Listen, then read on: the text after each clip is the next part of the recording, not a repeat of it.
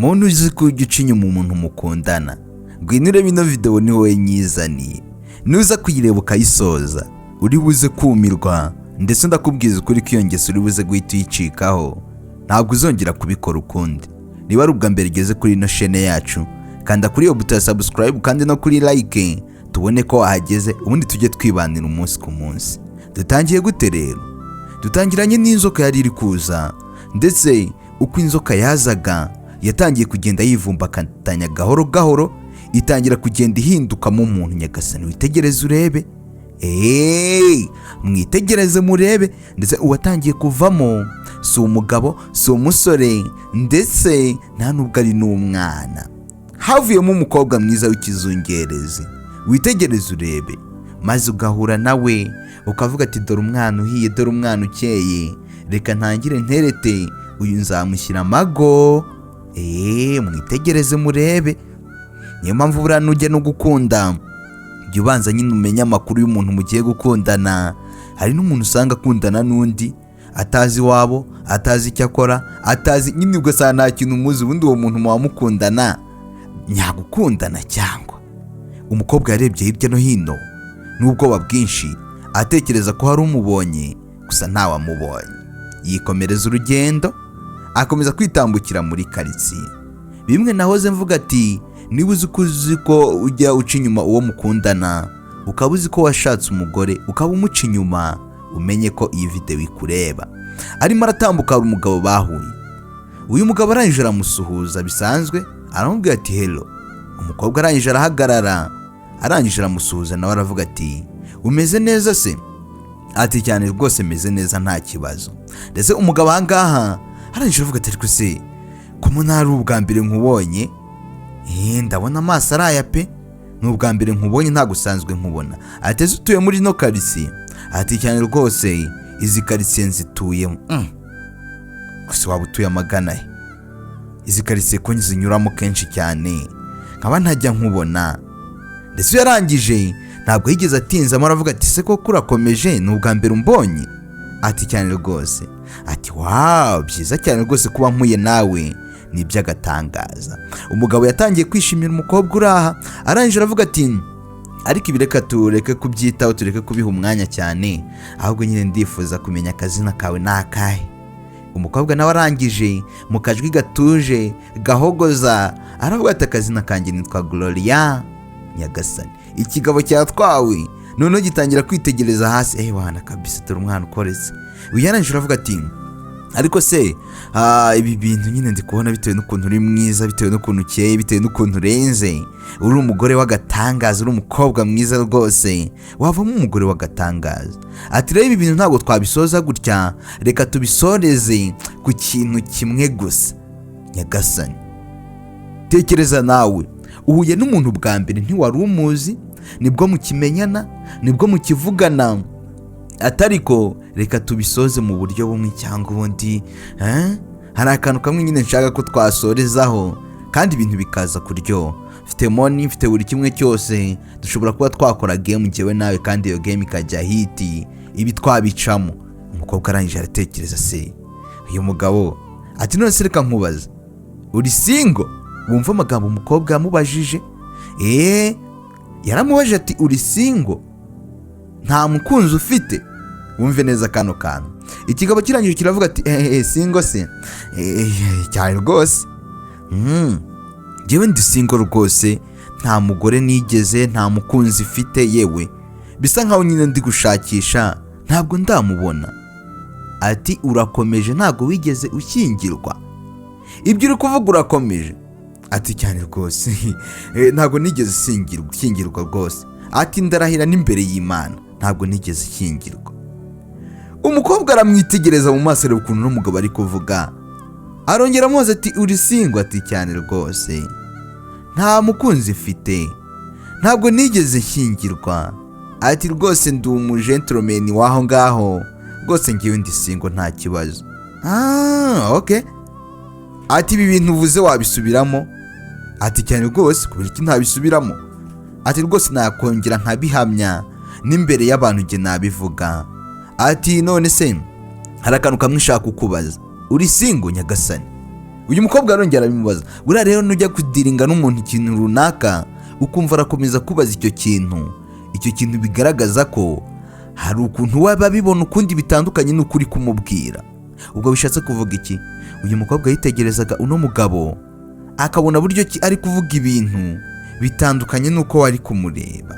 Umugabo arahira kuri nyina wamubyara avuga ati ndahiye ababyeyi bambyaye rwose, yewe ndi single. Ahubwo reka tugirane mu rugo, tugira akanya twagirana k'ibyishimo, tuganire, tugirane ibihe byiza by'umunezero.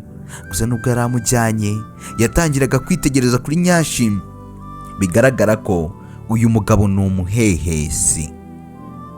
umuhehesi wigendera. Yareba ku mabuno y'umukobwa akifata mu mutwe akavuga ati mana urarema, ati izi mboga rwose ni izanjye, ati abagabo buriya warabakoreye kabisa. Areba no hirya no hino kugira ngo arebe ko nta n'umubonye. Ni nka ba bantu bajya kugura indangamirwa akayigura akayitahana yihishe. Uba wihishe iki? Niba uzi ko ibintu ugiye gukora ari ibintu bitagutesha ikuzo, uri kwihisha iki? Guta ujya gukora ibintu ugenda wihishahisha, ubikore ku mugaragaro. Niba uzi ko utabikora ku mugaragaro, reka kuyigura. Rero niba uzi ko utayitahana abantu bareba, reka kuyigura. Uyu rero nawe yakomeje kugenda yitegereje amanyashi, areba hirya no hino avuga ati baramusageze umbona. Bageze imbere nanone, wa mukobwa arongera aramubaza ati uri single? Umugabo arikanga ati cyane rwose ndi single. Ati se ko wakomeje umbaza ibi ngibi? Ati ko kurakomeje ahubwo uri single? Ati cyane rwose ndi single. Okay, niba uri single ibyo birahagije, reka tugende. Umugabo yamuyoboye hehe? Yamujyanye mu rugo. Bageze mu rugo nanone arongera aramubaza ati ntago washyingiwe? Ati cyane. Ntago washyingiwe? Njyewe sinigeze ashyingirwa, sinigeze nigera umugore. Umva kuva na kera hose buriya no gutereta sinakundaga kubikora, nabaga ndi mu gushaka amafaranga. Rwose ndi single mukunzi wa Nyagasani, witegereze urebe. Ati ndi single ntago nigeze nshaka. Ati urakomeje? Ati cyane. Uyu mukobwa yakomeje kumubaza aya magambo. Ese ibi biri gucura iki? Biri kugana he? Ati ahubwo nyine nari maze igihe kinini nshaka uwambera umugore, nshaka uwo twazarushingana, akambera umugore rwose w'ibihe byose. Ati kubw'amahirwe wowe uzutsindira uwo mwanya, rwose ndatomboye ndakubonye, ubundi niwe nashakaga. Atangira kumutera imitoma. Sasa abantu nk'aba ngabo usanga bafite akarimi kareshya. Ati rwose nakubonye, nkubona wambera umugore, rwose waba uri umugore mwiza uteye neza, rwose mana yawe urakoze cyane, gusa rwose urakoze cyane. Wa mukobwa warongera aramubaza ati uri single nanone? Nyagasani. Mu gihe umugabo ari kumutera imitoma amubwira ibintu byiza, utugambo turyoshye, undi wari kumubaza ati koko ntago wubatse? Ati cyane my love, ntago ngewe nubatse. Arongera arabimubaza. Undi wavuga turi mwiza, urakeye, uteye neza, ariko umukobwa we hari ibyo ari gutekereza. Mwibuke neza, uyu mukobwa buryo kiyajemo ntago busanzwe, nta nubwo ari n'umuntu. Witegereze urebe, yihinduye umuntu twatangiye tubona ari inzoka. Umugabo yatangiye kumwegera, atangira kumukorakora ashaka ko amusoma. Muri ako kanya umugabo yabeshya afite umugore. Nyagasani. Umugore w'umugabo yaratahutse. Ageze mu rugo, wa mukobwa yisabura, yahise ahindukamo ivu, umwotsi ahita aburirwa irengero. Wa mwotsi nawe uhita ubura. Nyagasani witegereze urebe. Nibyo ndi kubabwira, buriya kugenda ugacinya umuntu mwashakanye, wagera hanze ukaba wubatse, uri umugabo nawe urabizi, ariko wagera hanze ukajya wita single, ukavuga ko utigeze ushaka. Umugabo yahise avuga ati ntabara. Uyaranje avuga ati ariko si ibi ni ibiki? Uri kuvuga ibiki? Kubera ikindi kubona uri kugenda witaragurikisha usimbuka wabuze aho uhagarara. Ino nzu yabaye ntoya. Habaye ikihe kibazo? Umugore ntago aramenya ibijya mbere. We azi ngo umugabo we ni umwizerwa, azi ngo nyine barakundana, barabana umunsi ku munsi, bagahura mu buriri, ibintu bikagenda neza. Umugore yagize ubwoba aza kurunguruka, ese umugabo wanjye ari gutinya iki? Muzi ko nta kintu gihari, ko buri munsi senga, nijoro njya kuryama nkasenga, mu gitondo nkasenga, ari gutinya ibiki? Ko nzi ko ari nta myuka mibi yapfa kuzanga. Ati please, ushobora kuvuga icyabaye cyangwa nyine mukabireka. Wavuze icyabaye uri kwigira gutyo mu biki? Umugabo afite ubwoba. Ese nawe wahita uvuga ko waciye inyuma umugore wawe ukabimubwira? Cyangwa atumva kuki uri kuzana ino mikino koko? Reka kwitwara gutya. Umugabo arangije mu buryo bwo kwidefanda kugira ngo umugore we atamenya n'ibyabaye, ataza kumenya ibiri kujya mbere. Yese avuga ati baby hani nyine narindi kurota ni ibintu nyine nari byaho ngaho gutyo gusa, ahubwo reka njye gushaka amazi yo kunywa, wasanga ntameze neza mu mutwe wanjye, wasanga ntameze neza muri aka kanya. Gusa umugabo afite ubwoba, yahabuse. Mujye mureba ukuntu tuzatwikuririra ibibi bitewe n'imico nyine dufite. Ubundi ugasanga umuco mubi ufite wo guheheta, kugenda ukora ibintu by'uburaya gutyo, ukagukururira ikibi. Rero icyaba cyiza byirinde nonaha. Niba uzi ko iyo ngeso uyifite, bireka ahubwo ushaka umugore ibyo uzajya ukenera ku bandi, we n'umugore wajya kwitaho, aho kugira ngo ugihora wirukanka ku bintu nk'ibyo ngibyo. Rero nawe umusore birakureba, nturebe ngo nuno mugabo bibayeho. Nawe umusore si uyobeye kuri uriya mukobwa wagize ngo hari umuntu waba ushatse. Nawe mu masaha ya nijoro baje kuryama nk'ibisanzwe, bararyama barasinzira rwose, ibintu bimeze neza. Umudamu yarayasenze, baryamye hari uwagarutse. Umugabo ibintu yikururiye azi ngo byarangiye, gusa ntaho biragera, ahubwo niyo bigitangira. Wa mukobwa yaragarutse aza kureba umugabo we, yamusezeranije ko ari umugabo we, yamusezeranije ko nta mugore afite, ndetse ngo bapange n'ubukwe bazabane. Uyu rero yaragarutse, yigiriye amahirwe, abonye umugabo, none ngo agende. Yaraje amaze kugera mu cyumba baryamyemo, witegereze urebe akantu ku kandi. Yahise yizamura ajya ku buriri, aho uno mugabo yari aryamye ku ruhande rwe. Umugore arasinziriye n'umugabo arasinziriye, ntabwo bazi ibiri kujya mbere mu nzu yabo. Ubwo yahise ajya hejuru y'umugabo, witegereze urebe akantu ku kandi. Akimara kumugera hejuru, yatangiye kugenda ahinduka, atangira gusubira muri ya sura twatangiriyeho. Niba ubyibuka neza, twatangiye ari inzoka, yatangiye gusubira mu isura ye.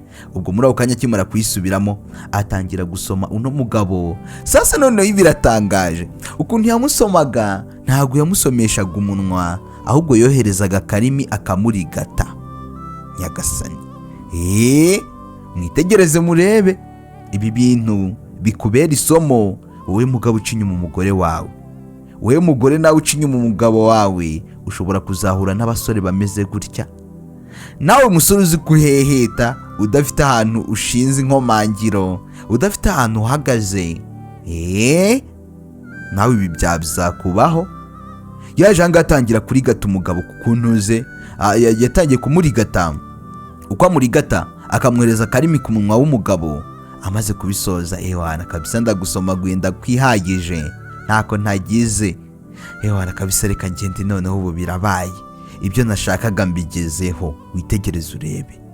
Yahise ahaguruka, umugore arasinziriye n'umugabo arasinziriye. Nakubwiye ati ibintu byagenda byaryoha.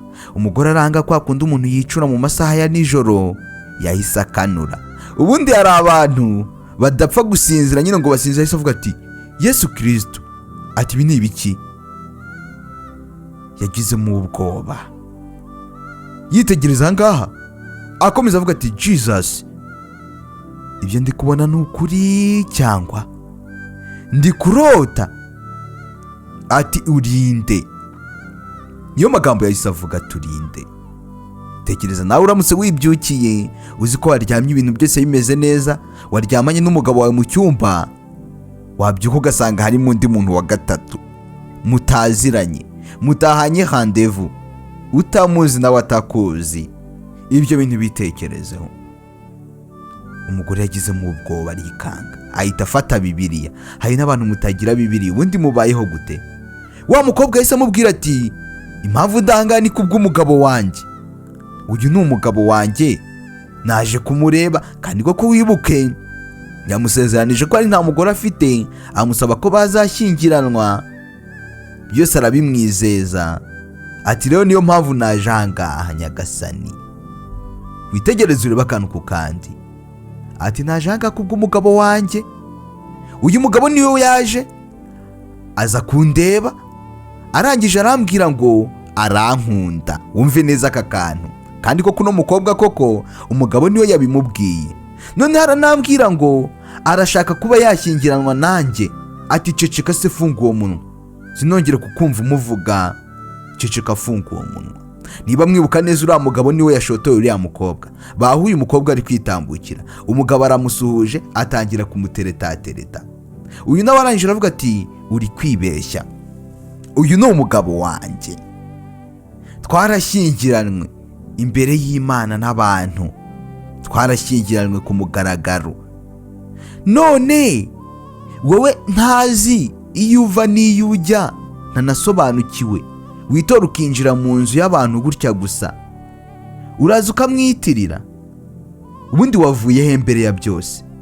Waturutse hehe? Witegereze urebe. Sasa intambara itangiye kurota, abantu bari gupfa inde. Umugore umwe aturi gukorera cyangaha, aho uri kuhakora iki? Bagabo rero murebe ukuntu muzajya mukora ibintu bikabagaruka. Ase ubundi abagabo dufite ikihe kibazo? Kuki dukunda igitsina gore cyane, ndetse abenshi ntitunahazwe n'ibyo dufite? Ati rero none nkubwire ukundi kuri, umubiri w'uno mugabo na roho ye byose ni ingoro ya Nyagasani, ni ingoro y'Imana, kandi nta n'undi muntu ufite uburenganzira bwo kuba yaza ngo awukoreshe icyo ashaka. Niyo mpamvu rero shaka kugusaba bwa nyuma, ndashaka kugusaba bwa nyuma, wabyanga nkanagutegeka, va ahangaha nonaha. Ndavuze ngo va ahangaha nonaha, ndagutegese va hano. Niyo magambo umugore yavuze. Sasa no mukobwa bitekereza, ariko se ndava ahangaha ko ndi mu rugo rw'umugabo wanjye?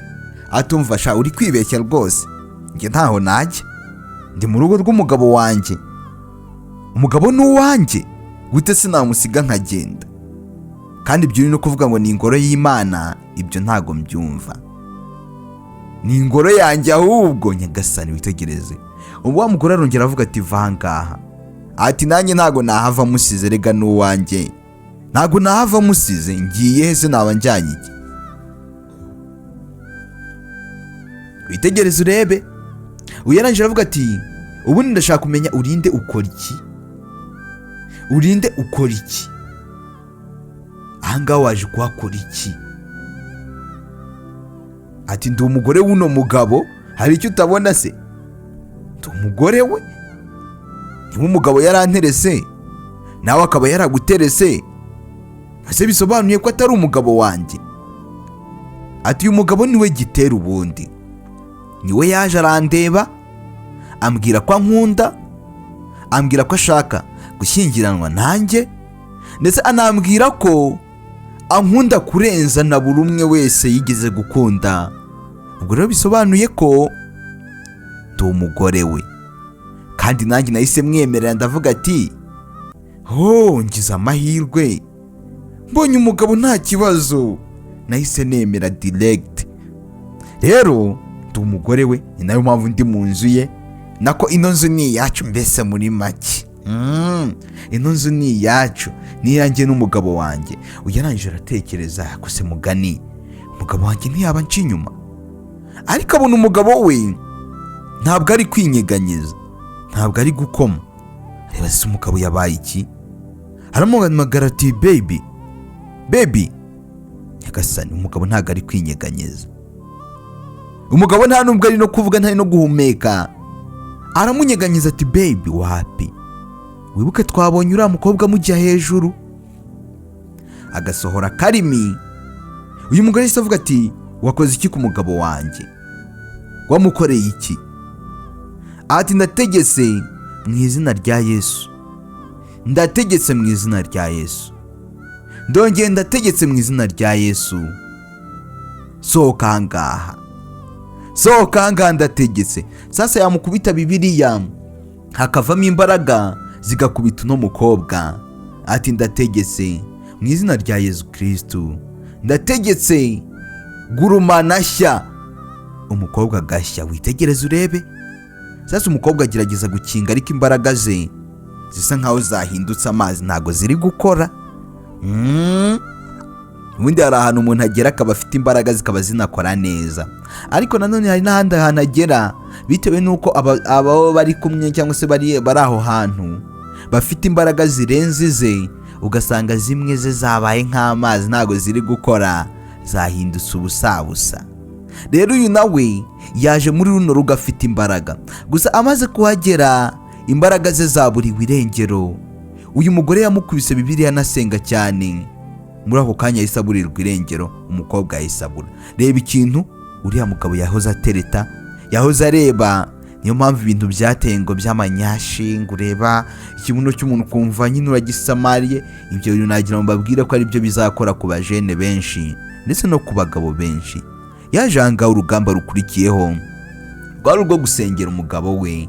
Yagombaga kumusengera akamukuramo imyuka mibi kiriya gikobwa cyari kimaze kumushyiramo, akamugarura ibuntu. Ndavuze ati garuka ibuntu, ndategetse mu izina rya Yesu, imyuka mibi yose yakugiyemo igusohokemo. Ndavuze ngo garuka ibuntu. Niyo magambo yavugaga. Akomeza gusenga cyane. Buriya mwabantu mwe mujye munasenga. Buri kimwe cyose ukora buriya nujya wibuka gusenga, ndakubwiza ukuri ko bizaguhira. Bizaguhira rwose, ndabyizeye. Kandi nawe ujye ubikora unabyizeye rwose, uzanshimira mu nyuma uvuga ati bya bindi wambwiye nibyo. Sasa umugabo imyuka mibi imaze kumushiramo, yahise agaruka ibuntu. Arebye abona umugore wamuhagaze hejuru afite Bibiliya. Umugabo arikanga. Umugabo yarikanze. Se iki sheri ko twaryamanye hano, hose yabyuze ryari ko amagaze hejuru, niki kijya mbere? Umugabo yikanzemo. Nawe utekereza uramutse uryamanye n'umuntu mukaryama ugakanguka usanga guhagaze hejuru. Uyu mugore yahise avuga ati wakoze iki? Wakoze iki? Ati muri aka kanya maze kugutabara, maze kugukura ahantu nawe utakwikura, ahantu habi nta nubwo wari bunahave. Urabyumva neza? Ati kandi ibi byose ahantu ngukuye wari ugikomeza ugenda. Ati muri aka kanya wari ugiye muri fite 6 z'ubujyakuzimu, bisobanuye ngo ubuzima yarabuvuyemo, yaragiye gupfa, hanyuma roho ye igahita ikomeza igenda kuzimu. Urabyumva? Roho ye igahita ikomeza igenda igikuzimu. Ati byose bitewe n'iki? N'amakosa yawe, n'ibyaha byawe, n'ubucumuzi bwawe, byose nibyo byari bibiteye. Ati baby habaye iki? Sasa umugabo nta nubwo arasobanukirwa. Ati ikigaragara cyo unci inyuma. Niyo magambo umugore yahise amubwira. Umugabo arikanga. Ati iki? Unci inyuma. Witegereze urebe. Ati iyo utari hano mu rugo, wasohotse wagiye hanze, ati ugenda ureba udukobwa, ukagenda witegereza imiterere, inzobe zabo, amabuno bafite amanyashi, warangiza ukabasezerana ibintu utashobora. Ukagenda ubasezeranya ko uzashyingiranwa nabo, ukababwira kuri singo, ukababwira ko nta mukunzi ugira utanamwigeze, ukababwira ko ushaka kubagira abagore bawe. Hanyuma nkaho ibyo bidahagije, ukabazana mu nzu yanjye ukaryamana nabo. Ibyo byose ndashaka kumbwira kubera icyo nkora ibyo byose, niki ntagukorera? Ugasanga umuntu akwita aguhaka yuko bishoboka, warangiza ukagenda ukamuhemukira kwa kakageni. Ati baby ndakwinginze utambwira ko ari hano nonaha, utambwira ko yaje hano. Ndetse uyaramubwira ati ntawe uhari, ariko umukobwa wazanye kare ubyibuke. Uriya mukobwa wazanye ni umu agent wa Sekibi, ni umu agent w'umwijima, akorana n'imyuka mibi. Ati rero ubimenye ko wari wikururiye Sekibi. Ati Jesus Nyagasani. Umugabo yahise agira ubwoba. Bamubwiye ukuri ko umukobwa yazanye hano muri runo rugo kare yari umwuka mubi, atari umuntu wa nyawe. Umugabo koko ahita atangira kwibuka ibyabaye byose, ariko umugore aramubwira ati gute wankorera ibi byose? Gute? Bagabo twisubireho. Umugore wawe niba ari intama yigendera yiturije yakwitaho, atajya gutuka, atajya kubwira nabi, iyo ugiye kumuca inyuma ubugambiriye iki? Ubugamije iki? Umugabo yahise arapfukama, arangije aravuga ati please, ngusabye imbabazi rwose, ndakubwiza ukuri ko ntazongera gukora ibintu nk'ibi ngibi mu buzima bwanjye na rimwe, sinzongera kubikora ukundi rwose, ndakubwiza ukuri ko ibyo nabonye uno munsi bimbereye isomo, ntabwo nzongera ukundi, ntabwo nzongera kubikora. Ibyo nakoze muri iki gitondo nibyo bya nyuma, ntabwo nzongera kubigerageza. Atumva rero icyo ugomba kumenya, kuba nagutabaye uno munsi nkagukiza Sekibi, ntabwo ariko nezo bizagenda, ntabwo bizahora kimwe. Hari umuntu ushobora kwirara akavuga ati uno munsi ko yantabaye, n'ikindi gihe azantabara, byose bizagumya gutya babaye batari kumwe. Ahubwo icyaba cyiza, reka nkugira inama, genda ushimira Imana ko iguhaye andi mahirwe yo kugira ngo wisubireho. Hari n'abantu tujye twicuza, Imana ikatubabarira, tukongera tugakora bya ubundi tuba twumva bizagenda bite. Uyu nawe rero baramubwiye ati genda ushima Imana niba ikoze, iguhaye ubundi buzima ku bwa Kristo umwami wacu. Amen. Ndabakunda cyane, Imana ibahe umugisha. Ciao ciao, twisubireho.